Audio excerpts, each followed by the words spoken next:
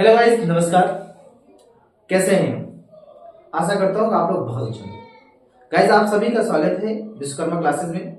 Guys, हमने पिछली video में ये देखा था कि साइमन कमीशन 1927 कैसे साइमन कमीशन का बहिष्कार किया गया, और 3 फरवरी 1928 को जब साइमन कमीशन बॉम्बे पहुंचा तो काले झंडे दिखाए गए, है ना। तो साइमन कमीशन पूरी तरह से यहाँ पे बहिष्कार किया गया। बहिष्कार करने के पीछे रीजन यही था कि उसमें 7 सदस्य थे, सातों के सातों अंग्रेज थे, इसलिए कांग्रेस ने श्वेत कमीशन कहा, क्योंकि इसमें कोई भारतीय सदस्य नहीं था। आगे चलकर जब जो उस समय जो तत्कालीन भारत सचिव थे लॉर्ड बिर्किनहेड, ठीक है, लॉर्ड बिर्किनहेड उस समय क्या थे? तत्कालीन सचिव थे लॉर्ड बिर्किनहेड। इनका दिमाग हो जाता है खराब। इनका दिमाग हो जाता है क्या? खराब। ये कहते हैं भैया एक काम करो, ये सभी जो भारतीय नेता थे, जो राष्ट्रवादी नेता थे, इनको बुलाते हैं, कहते हैं एक काम करो। ये लॉर्ड बिर्किनहेड साहब भारत सचिव थे उस समय, तत्कालीन भारत सचिव थे। इन्होंने भारतीयों से कहा कि देखो, हम आपको चुनौती देते हैं, अगर आप कोई भी ऐसा मसौदा तैयार करें, संविधान निर्माण में कोई भी मसौदा अगर आप तैयार करते हैं जिससे आप सभी राष्ट्रवादी नेताओं को और साथ ही साथ जितने भी आपके दल हो, गुट हो, सभी को मान्य हो, तो हम मान जाएंगे। तो बोले कि ठीक है, राष्ट्रवादी नेता बोले ठीक है, इसमें कौन सी बड़ी बात है, हम स्वीकार कर लेते हैं, आपकी चुनौती को हम स्वीकार करते हैं और इस चीज को हम करके दिखाएंगे। तब करने के लिए इन्होंने क्या काम किया? जो राष्ट्रवादी नेता थे, इन्होंने 28 फरवरी 1928 को दिल्ली में एक सर्वदलीय सम्मेलन बुलाते हैं। दिल्ली में एक सर्वदलीय सम्मेलन बुलाते हैं और इसके पीछे रीजन ये था कि कैसे हम भारत के लिए एक संविधान का प्रारूप तैयार करें, संविधान निर्माण करने की एक मसौदा तैयार करें, ताकि जो भी यहाँ पर राष्ट्रवादी नेता हैं, चाहे वो किसी भी गुट के हो, किसी भी दल के हो, उनको ये मान्य हो, ठीक है, कि जो भी मसौदा तैयार करें वो सभी नेताओं को, सभी राष्ट्रवादी नेताओं को, सभी पार्टियों को मान्य हो। तो इन्होंने क्या काम किया कि 28 फरवरी 1928 को दिल्ली में सर्वदलीय सम्मेलन बुलाया।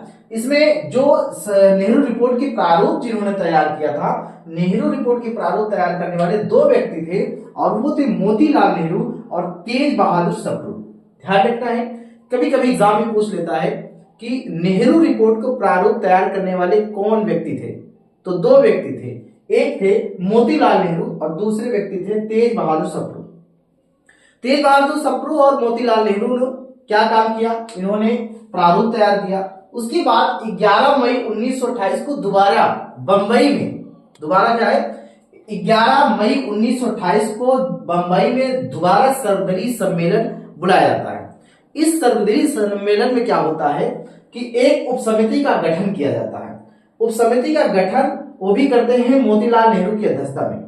तो इस उपसमिति का काम क्या होता है कि भारत में निर्माण, जो भारत में संविधान निर्माण की प्रक्रिया को कैसे आगे बढ़ाया जाए, ठीक है। इसमें कोई एक विषय होता है, और जो विषय ये होता है कि मान चलिए कि जो नेहरू रिपोर्ट है, नेहरू रिपोर्ट के पीछे क्या लॉजिक है, क्या विषय है। देखो, इसमें क्या इनका विषय होता है? विषय होता है भारत में संवैधानिक व्यवस्थाएं। ये जो विषय होता है भारत में संवैधानिक व्यवस्थाएं।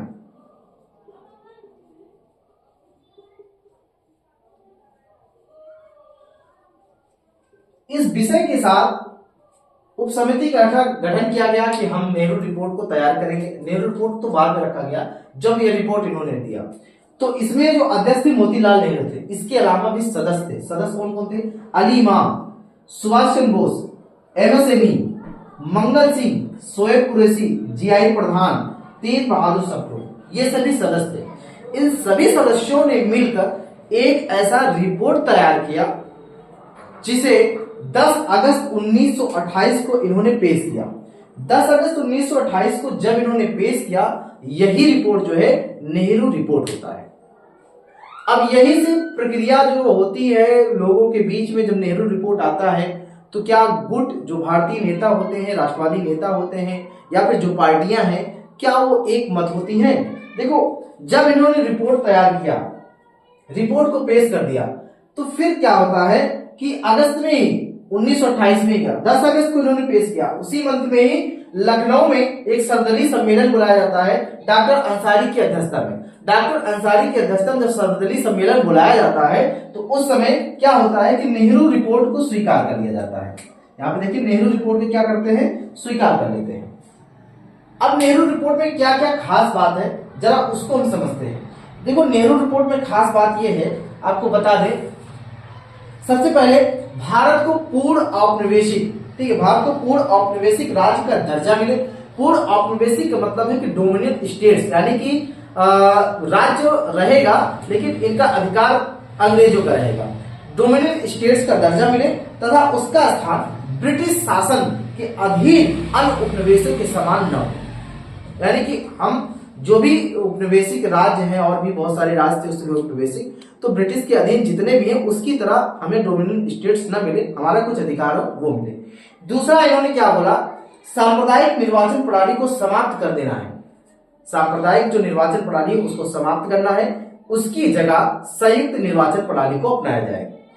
केंद्र व जिन प्रांतों में, केंद्र में भी और जिन प्रांतों में मुस्लिम अल्पसंख्यक हैं, ध्यान रखना है कि केंद्र में और जिन प्रांतों में मुस्लिम अल्पसंख्यक हैं उनको रिजर्वेशन दिया जाए। मुसलमानों को क्या दिया जाए, रिजर्वेशन दिया जाए। लेकिन जहां मुस्लिम बहुसंख्यक हैं, जहां मुसलमानों की संख्या ज्यादा है, जैसे पंजाब और बंगाल में, अगर मुसलमानों की संख्या जिस स्टेट में, जिस प्रांत में ज्यादा है, वहां मुसलमानों के लिए कोई भी आरक्षण की व्यवस्था ना की जाए। ध्यान रखना है कि उन प्रांतों में जहां पर मुस्लिम बहुसंख्यक हैं, ठीक है, जिन प्रांतों में जहां मुस्लिम बहुसंख्यक हैं वहां पर रिजर्वेशन की व्यवस्था ना दी जाए, और जहां पर मुस्लिम अल्पमत में है यानी कि संख्या कम है तो वहां पर क्या करना है, वहां पर आप रिजर्वेशन दे दीजिए। ये प्रावधान था नेहरू रिपोर्ट में।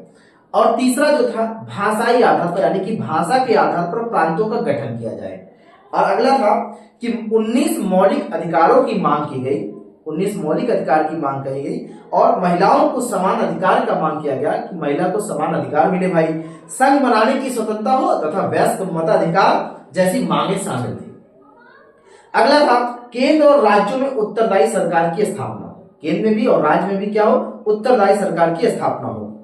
और अगला है मुसलमानों के लिए धार्मिक और सांस्कृतिक हितों की रक्षा और संरक्षण किया जाए। ऐसा ना हो कि मुसलमानों की जो धार्मिक हित है वो भी हासिल चला जाए। तो कहने का मतलब है कि इस रिपोर्ट में ये साफ साफ कह दिया गया कि मुसलमानों की जो धार्मिक है, धार्मिक रक्षा संरक्षण किया जाए तथा सांस्कृतिक भी उनकी रक्षा और संरक्षण किया जाए। सातवां है धर्मनिरपेक्ष राज्य की स्थापना की जाए, एक धर्मनिरपेक्ष राज्य की स्थापना किया जाए। और आठवां है कार्यपालिका को विधानमंडल के प्रति उत्तरदायी बनाना है।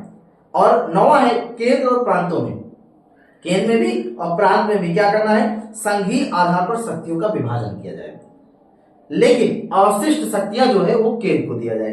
अगला है कि सिंध को बॉम्बे से अलग करके एक नया प्रांत बनाया जाए। सिंध को बॉम्बे से क्या कर देना है, अलग कर देना है और उसकी जगह एक नया प्रांत बनाना है।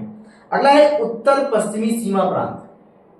उत्तर पश्चिमी सीमा प्रांत को ब्रिटिश भारत के अन्य प्रांतों के समान वैधानिक अधिकार भी मिल जाए। और अगला है कि देशी राज्यों को उत्तरदायी शासन की स्थापना के बाद ही भारत संघ में मिलाया जाए। देशी राज्य के तात्पर्य क्या मतलब है कि उस समय जो राजा रजवाड़े होते थे ना, तो उनका एक अलग सा अपना राज्य होता था, वहां के जो मुखिया होते थे वो राजा होते थे।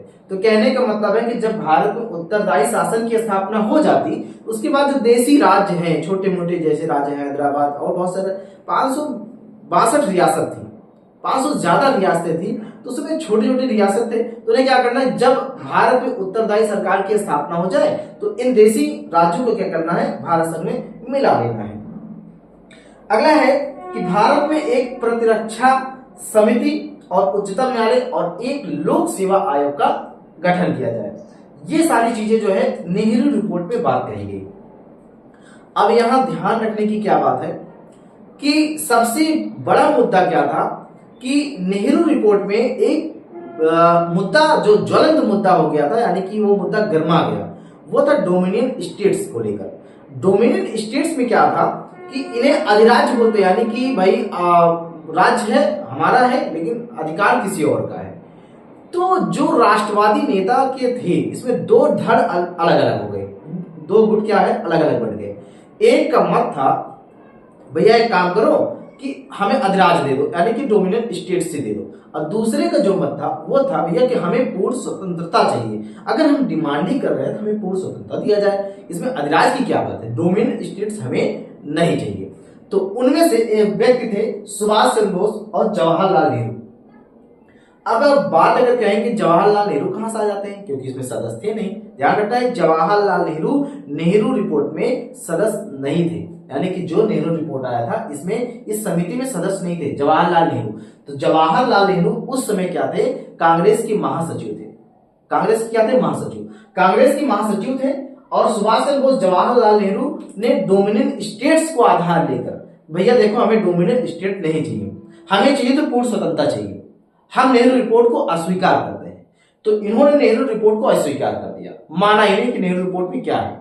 नेहरू रिपोर्ट अस्वीकार करने के बाद ही भारतीय स्वतंत्रता लीग का गठन कर दिया। कौन कौन गठन किया, सुभाष चंद्र बोस जवाहरलाल नेहरू। एग्जाम में पूछ सकता है कि भारतीय स्वतंत्रता लीग का गठन किसने किया था, सुभाष चंद्र बोस और जवाहरलाल नेहरू। इसके अध्यक्ष थे एस श्रीनिवास अयंगर। भारतीय स्वतंत्रता लीग के अध्यक्ष थे एस श्रीनिवास अयंगर। सचिव थे सुभाष चंद्र बोस और जवाहरलाल नेहरू। ये नेहरू रिपोर्ट की कुछ खास बातें। अब यहां पर समस्या ये होती है कि देखो जो विचारधारा होती है, तमाम प्रकार के नेता थे, राष्ट्रवादी नेता थे, बहुत विचारक टाइप के नेता थे, तो इनकी विचारधारा आपस में मैच नहीं हो रही थी। क्यों नहीं मैच हो रही थी, क्योंकि इसमें मुस्लिम लीग भी थी और बहुत सारी पार्टियां थी। तो इनमें इनका क्या क्या कहने का मतलब था कि जो रिजर्वेशन का है वो हम संतुष्ट नहीं है। मुस्लिम लीग कहते हैं कि रिजर्वेशन से हम संतुष्ट नहीं है। तो इनका कहने का क्या मतलब था, कहने का क्या तात्पर्य था, जरा हम उसको समझ लेते हैं। देखो नेहरू रिपोर्ट में जो बातें इन्होंने बात बताई थी वो तो ठीक था, लेकिन अब इनके कहने का मतलब जो मुस्लिम लीग थे इन्होंने कहा भैया हमको केंद्र में क्या चाहिए, केंद्र में 1/3 हमको रिजर्वेशन चाहिए, ठीक है, और जो मुस्लिम बाहुल प्रांत है उसमें भी हमको रिजर्वेशन चाहिए। तो इसी को लेकर क्या है, कहने का मतलब है कि जो सांप्रदायिक निर्वाचन प्रणाली है इसी से विवाद बढ़ता चला गया। एक बात ध्यान रखना है कि कलकत्ता में जब ये अधिवेशन, तो जो रिपोर्ट है कलकत्ता में भी एक सर्वदलीय सम्मेलन बुलाया गया था, उसमें भी इस रिपोर्ट को स्वीकार कर लिया गया था। लखनऊ में भी सर्वदलीय सम्मेलन बुलाकर नेहरू रिपोर्ट को स्वीकार कर लिया गया था। अब यहां पर यह समझेंगे हम कि जो मुद्दा था, मुद्दा हमारा धीरे धीरे क्या हो गया, सांप्रदायिक निर्वाचन को लेकर बहुत ही ज्वलनशील मुद्दा बन जाता है।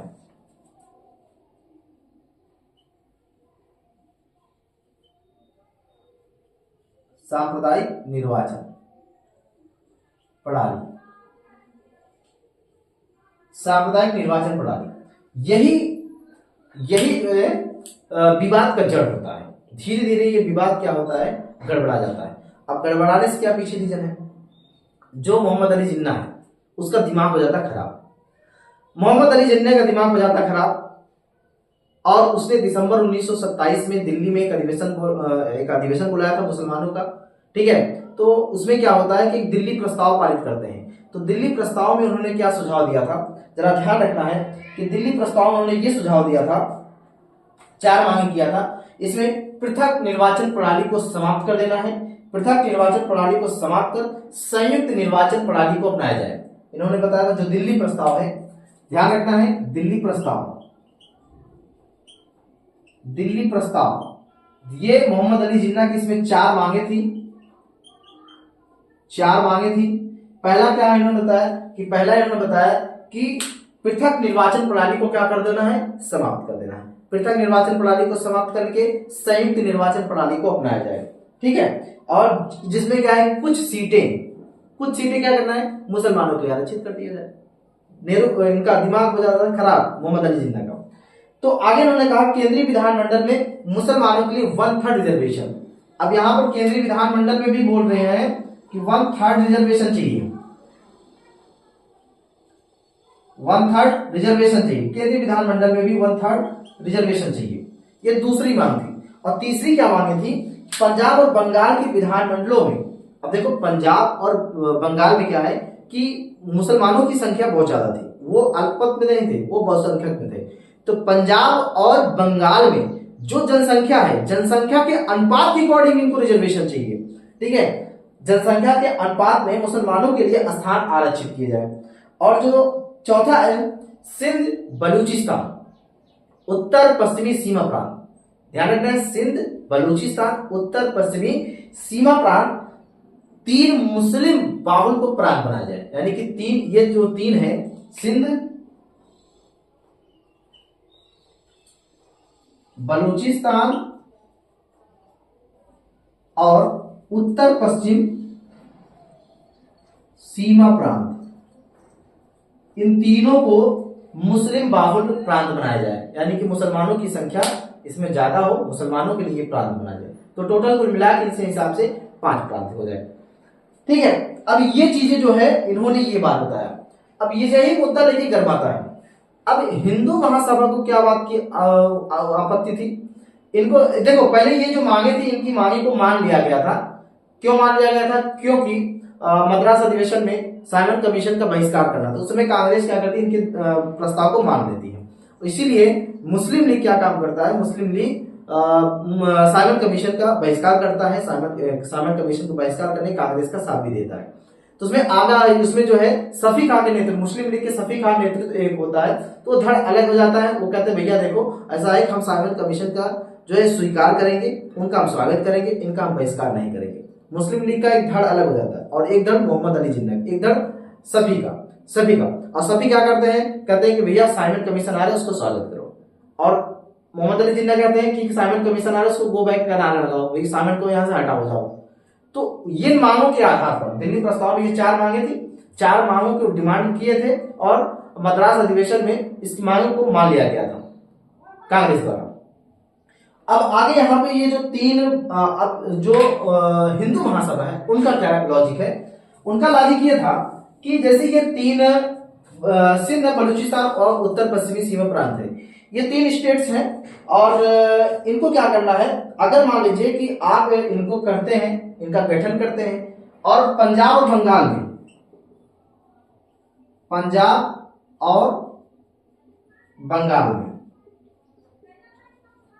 तो देखो यहां पर भी क्या है, यहां पर मुसलमानों की संख्या क्या है, ज्यादा है। ये यानी कि मुस्लिम बाहुल इलाका है, मुस्लिम बाहुल क्या है, प्रांत है। और सिंध बलूचिस्तान उत्तर पश्चिमी सीमा प्रांत ये था मुसलमानों के बाहुल, वहां पे मुसलमानों की संख्या ज्यादा थी। तो हिंदू महासभा क्या तर्क अपना लगाया, हिंदू महासभा को बोली कि देखो भैया कि जो सिंध बलूचिस्तान सीमा प्रांत है इसका अगर आप मुसलमान प्रांत के रूप में गठन कर रहे हैं तो ये गलत है, मैं इसको नहीं मानता। और अगर आप इनका गठन भी करते हैं और पंजाब बंगाल में भी रिजर्वेशन देते हैं तभी मैं स्वीकार नहीं है। ये किसका कहने का मतलब है? ये कह रहे हैं हिंदू महासभा। अब यही जड़ जो है, एक तो हिंदू महासभा और दूसरा मुस्लिम लीग। मुस्लिम लीग क्या कह रही है? मुस्लिम लीग कह रही है कि भैया ये तीनों राज्यों का गठन हो, तीनों प्रांतों का गठन हो जो मुसलमान बाहुल हो, मुसलमान मुस्लिम प्रांत हो, और रिजर्वेशन भी मिल जाए, रिजर्वेशन भी मिल जाए, चाहे पंजाब चाहे बंगाल, सिंध बलूचिस्तान उत्तर पश्चिम सीमा। इसी को लेकर विवाद क्या होता है, बढ़ता जाता है। तो जो नेहरू रिपोर्ट की जो समितियां हैं, यानी कि जो उप समितियां थी, उप समितियों में असमंजस की स्थिति हो जाती है कि कैसे मनाएं इनको, हम इन 2 बालकों को कैसे मनाएं। एक बालक तो रो रहा है कि भैया रिजर्वेशन चाहिए, एक बालक कह रहा है कि नहीं रिजर्वेशन नहीं चाहिए। क्यों नहीं चाहिए? क्योंकि मुस्लिम बाहुल इलाका है। अगर जहां पर मुस्लिम अल्पमत है चलो ठीक है, वहां पर रिजर्वेशन आप दे दो, लेकिन अगर मुसलमानों की संख्या ज्यादा है वहां रिजर्वेशन की कोई आवश्यकता नहीं। तो इन दोनों बालकों यानी कि मोहम्मद अली जिन्ना और हिंदू महासभा को लेकर उप समिति के जो सदस्य थे, मेंबर थे, मोतीलाल नेहरू थे, इन सबको भाई टेंशन हो गया। अब करें तो करें क्या, कैसे क्या करें, कैसे रास्ता अख्तियार करें कि ये दोनों बात को मान लें। ठीक है, तो रास्ता अख्तियार करने के लिए क्या करते हैं कि ये एक समझौता एक मिडिल का रास्ता निकालते हैं, बीच का रास्ता निकालते हैं। बीच का रास्ता निकालने के लिए इन्होंने क्या काम किया, इन्होंने जो बीच का रास्ता निकाला, इन्होंने काम किया कि संयुक्त निर्वाचन प्रणाली, क्या किया, संयुक्त निर्वाचन प्रणाली की व्यवस्था अपना लिया। संयुक्त निर्वाचन प्रणाली की व्यवस्था इन्होंने अपनाया और साथ ही साथ मुसलमानों के लिए सीटें उन्हीं स्थानों पर आरक्षित किए जाएंगे जहां पर मुसलमानों की संख्या कम हो। ध्यान रखना है कि सही निर्वाचन प्रणाली की स्थापना अपनाया जाए, और जो रिजर्वेशन है, रिजर्वेशन यानी कि आरक्षण है, वो अल्पमत यानी कि अल्प लोग, जहां पे अल्पसंख्या है, अल्पसंख्यक या अल्पसंख्या है, अल्पसंख्यक मुसलमानों की अल्पसंख्या है जिन प्रांतों में, वहां रिजर्वेशन की व्यवस्था हो जाए। अच्छा, जहां पर अल्पसंख्या है वहां पर रिजर्वेशन दिया जाए, ठीक है, और जहां पर बहुसंख्यक है मुसलमान वहां रिजर्वेशन नहीं दिया जा रहा है। यानी कि उत्तर पश्चिमी सीमा प्रांत में और बंगाल और जो है पंजाब में वहां पर रिजर्वेशन की व्यवस्था नहीं किया जाता। और दूसरा है कि डोमिनियन स्टेट्स,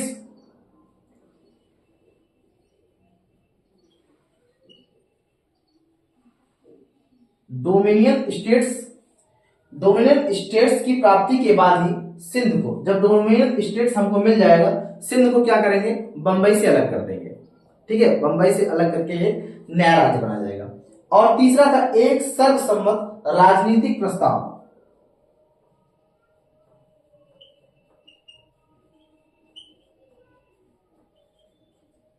एक सर्वसम्मत राजनीतिक प्रस्ताव तैयार किया जाएगा। ये इन्होंने मिडिल का यानी कि एक समझौता, दोनों पक्षों को लेकर समझौता किया, और समझौता करने के बाद जो उपसमितियां थी उन्होंने ये पेशकश किया। अच्छा, उसके बाद फिर एक सर्वदलीय सम्मेलन बुलाया जाता है जिसमें सभी लोग होते हैं, उसमें मुस्लिम लीग भी, हिंदू महासभा भी, सभी लोग होते हैं। जब सर्वदलीय सम्मेलन होता है तो उसमें मोहम्मद अली जिन्ना का दिमाग हो जाता है खराब। मोहम्मद अली जिन्ना का दिमाग जब हो जाता है खराब तो उन्होंने फिर 3 संशोधन भेजते हैं। मोहम्मद अली जिन्ना क्या करते हैं, 3 संशोधन देते हैं, संशोधन करके देते हैं। अब क्या क्या संशोधन करते हैं, पहला संशोधन ये क्या करते हैं, जिन्ना संशोधन करते हैं क्या, पहला ये बोलते हैं कि केंद्रीय विधानमंडल में 1/3 रिजर्वेशन हो। क्या हो, केंद्रीय विधानमंडल में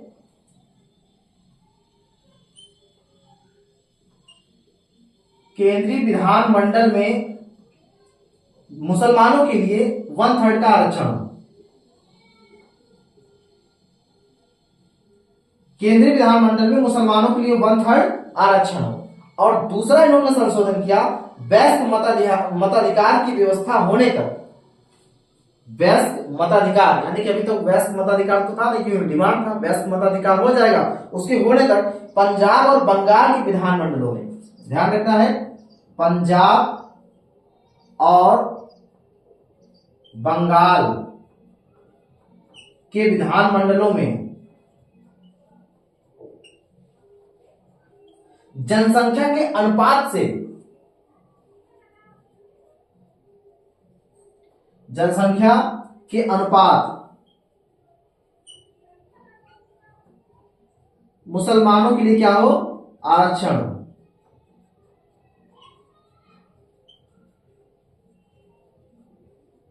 मुसलमानों के लिए आरक्षण, ये इन्होंने कहा दूसरा संशोधन। तीसरा संशोधन ये क्या देते हैं, तीसरा संशोधन देते हैं प्रांतों के लिए अवशिष्ट शक्तियों की व्यवस्था हो।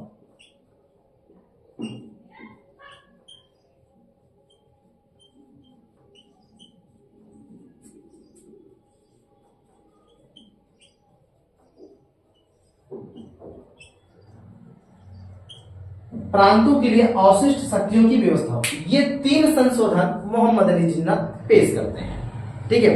अब पेश कैसे करते हैं, इससे पहले जो समझौता यानी कि मुस्लिम लीग और हिंदू महासभा के बीच समझौता करने के बाद उप समिति ने जो संशोधन पेश किया था, उसके बाद सर्वदलीय सम्मेलन बुलाया जाता है। इसमें जो गुट होता है मुस्लिम गुट का होता है, और उन्होंने क्या किया, फिर 3 संशोधन पेश किया। 3 संशोधन पेश करने के बाद कहे कि भैया ये हमारा बात मान लो, हम आपकी बात को मान लेते हैं। देखा, थोड़ा बहुत जो समितियां थी उनको डर था। डर क्या था कि अगर हम मुस्लिम की बात माने यानी कि मुस्लिम लीग की बात माने तो हिंदू महासभा भाग जाएगा, मेरे साथ मेरा दामन छोड़ के चला जाएगा, ठीक है। तो उनकी माया को लेकर मुस्लिम लीग को फिर फंसते हैं। अगर मान लीजिए हिंदू महासभा की बात मान लेते हैं तो मुस्लिम लीग छोड़कर चला जाएगा उनका दामन, किसका, उप समिति का। इन सभी को लेकर भैया ऐसा ना हो, ऐसी व्यवस्था ना आए हमारे साथ कि हमारे साथ ये दोनों में से कोई छोड़ के चला जाए, इसलिए बीच का रास्ता अपनाया था। लेकिन फिर भी जिन्ना का दिमाग हो जाता खराब, जिन्ना का दिमाग जब खराब होता है तो कहते हैं भैया देखो 3 संशोधन पेश करेंगे, अगर बात माने तो ठीक, नहीं माने तो हमारा रास्ता अलग, आपका रास्ता अलग। तो देखो ये जब जिद्दिया जाता है तो जिद में वही काम किए क्या कि 3 संशोधन पेश कर दिए। अब 3 संशोधन में केंद्रीय विधानमंडल में मुसलमानों के लिए 1/3 आरक्षण की बात बोल दी है कि हमको 1/3 आरक्षण चाहिए केंद्रीय विधानमंडल में। दूसरा इन्होंने कहा कि वयस्क मताधिकार होने तक पंजाब और बंगाल के विधानमंडलों में जनसंख्या के अनुपात के माध्यम से हमको मुसलमानों के लिए आरक्षण चाहिए। और तीसरी बात इन्होंने कहा कि प्रांतों के लिए अवशिष्ट शक्तियों की व्यवस्था की जाए, है ना, प्रांतों के लिए क्या हो, अवशिष्ट शक्तियों की व्यवस्था की जाए।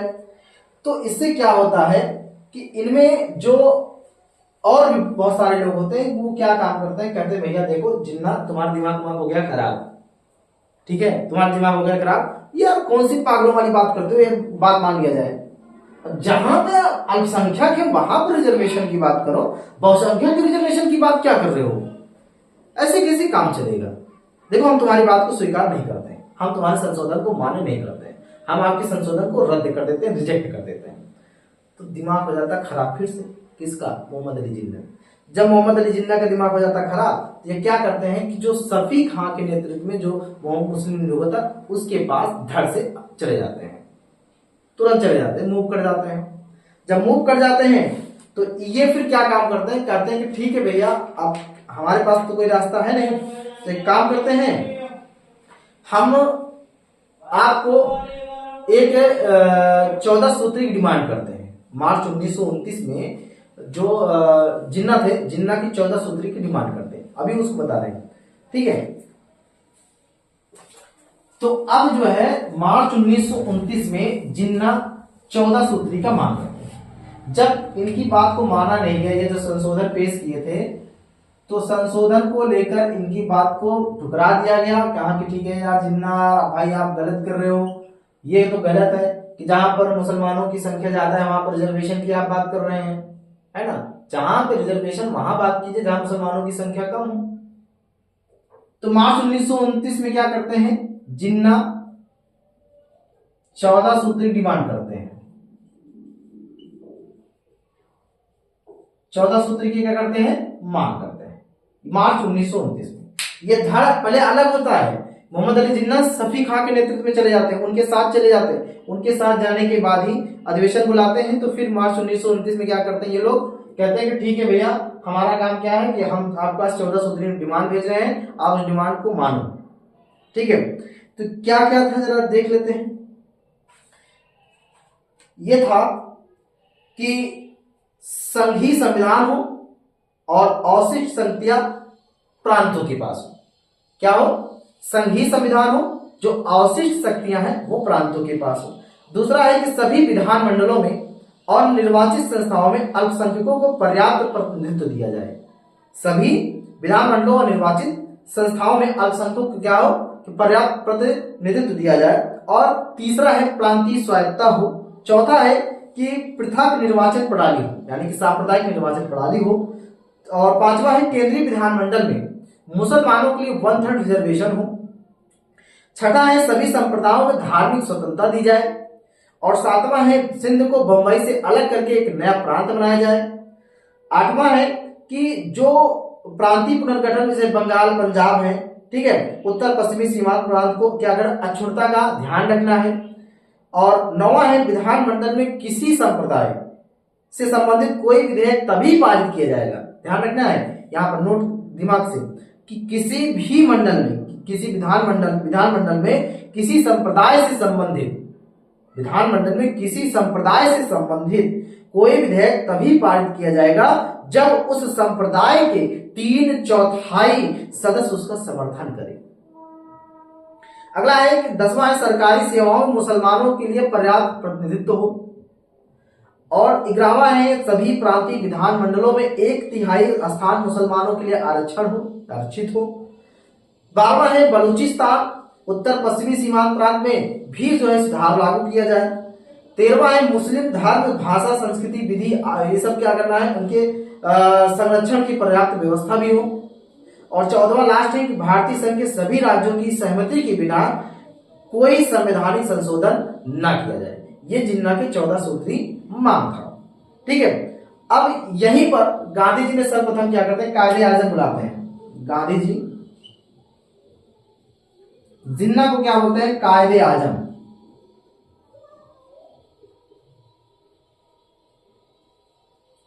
ठीक है, कायदे आजम बोलते। लेकिन जिन्ना का दिमाग इतना खराब है तो जिन्ना कोई बात मानने किसी तैयार व्यार होते नहीं है। ठीक है, जिन्ना किसी बात मानने को तैयार नहीं होता है। फिर उसके बाद यहां पर गांधी जी एक अल्टीमेट देते हैं, जो ब्रिटिश सरकार है उसको एक अल्टीमेट देते हैं। और अल्टीमेट क्या कहते हैं, कहते हैं भैया मैं आपको 1 साल दे रहा हूं, 1 साल आपको दे रहा हूं, आपको 1 साल यानी कि 31 दिसंबर 1929 तक का आपको समय दे रहा हूं। अगर आपने नेहरू रिपोर्ट को मान लिया तो ठीक, नहीं माने तो हम आगे की कार्रवाई करेंगे। ठीक है, 31 दिसंबर 1929 तक इन्होंने एक अल्टीमेटम दिया था। कौन, गांधी जी ने दिया था। तो ठीक है, यहां तक आज का ये वीडियो है और नेक्स्ट वीडियो आपको अगले दिन मिलेगा। तब तक के लिए जय हिंद, जय भारत।